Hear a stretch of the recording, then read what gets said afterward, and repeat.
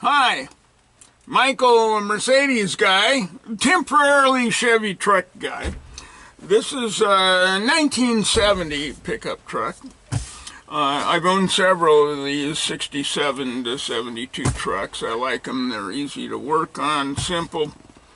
One problem with them is that the emergency brake pedal is made out of metal that's just a little too thin.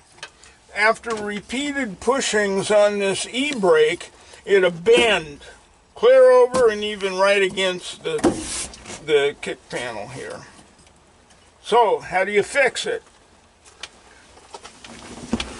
You use a piece of, I've got about 3/16 by 1 inch strap that I've heated up with my cutting torch and bend it to follow the bend of the e-brake arm, and drilled holes and put in screws to bolt this up to the e-brake arm.